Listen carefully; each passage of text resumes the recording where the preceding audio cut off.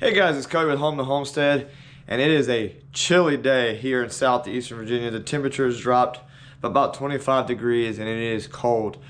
You'll probably notice I'm inside the garage instead of outside with the animals, and there's a good reason for that because the wind's whipping and it's chilly. So fall and winter give homesteaders a really good chance to catch up on things we've been missing.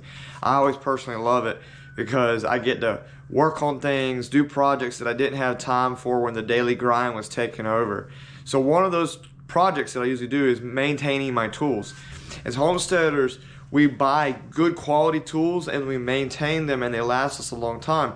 That does a couple of things. One, it saves us some money in the long run, and two, it builds that self-resiliency, self-reliance that makes the whole point of homesteading valuable, right? I have this pair of pliers here that someone, I'm not going to name who, but their name rhymes with Schmangy, may have left these out and they rusted to bits. So what we're going to do today is a old-timey trick that my granddaddy taught me. It's one that you can find on the internet. It's a science experiment in most high schools, what it used to be when I was in high school. So what we're going to be doing today is we're going to be treating these tools, getting the rust off of them. So this is something super simple you can do. More than likely you have the ingredient inside your house right now, and this is a project that takes literally 15 minutes of work. It takes about 24 hours of waiting, but the project itself is 15 minutes. So anyways guys, let's go ahead and get started.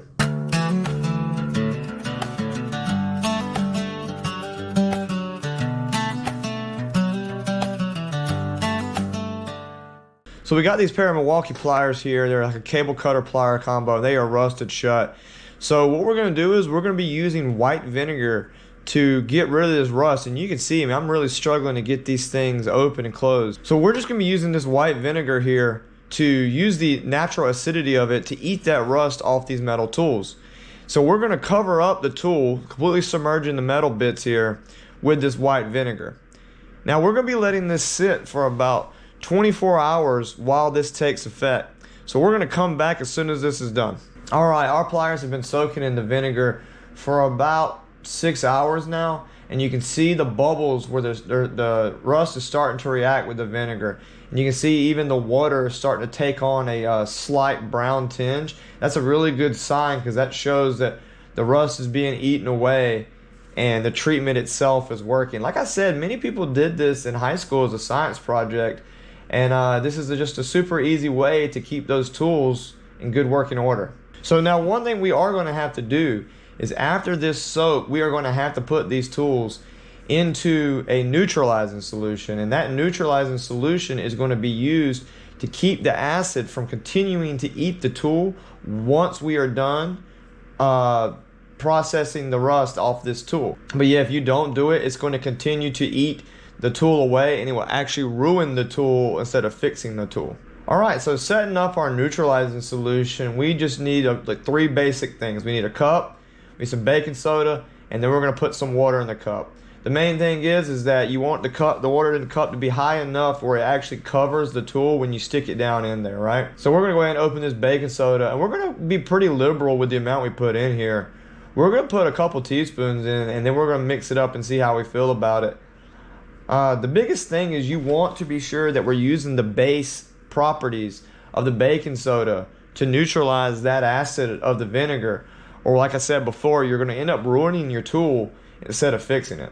Okay, so now we've got our tool and we've got our wire brush here, and we're going to be using this wire brush to knock off the rust. And you're going to see just from this, look at all the rust coming off. Look at that. You can see it flaking off in chunks. And a lot of times the wire brush isn't even necessary. It's just really good for getting those nooks and crannies that you just can't wash with your fingers. And we're just going to kind of touch up everything here and we'll cut back. And now you can see that the water is taking on a dark color, and that is the first layer of metal that is actually coming off. And that is why we need to use the neutralizing solution to protect the metal, because while the vinegar did get rid of that rust, it does continue to eat away at the tool itself. Okay, so we went ahead and dropped our pliers into the neutralizing solution, and you can see I've got it pretty deep. That way we're sure that all the metal is actually being treated by the neutralizing solution. And you can see that it's up to the top at the base of the rubber. So we're gonna leave this in here for about 3 to 4 hours, and we'll cut back once it's done. I just had one of the craziest things happen when I was trying to film this YouTube video.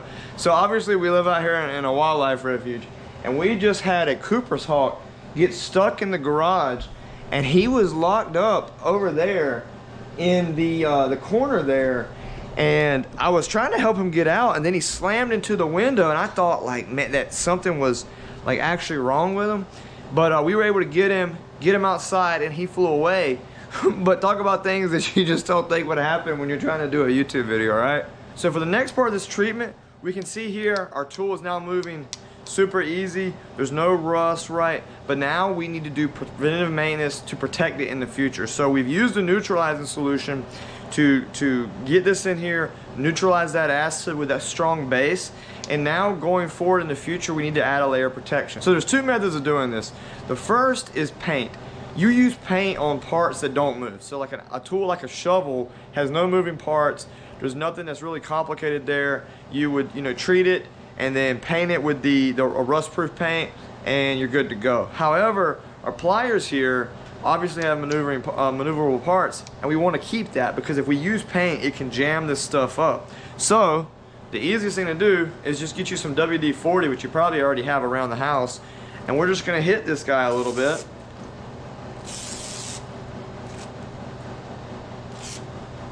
And now we're gonna dab that off and we're good to go. So let me cut back once I'm done. We dried these guys off and they're good to go. And they're going back in the old drawer. So it's not a super long video, and it's not supposed to be.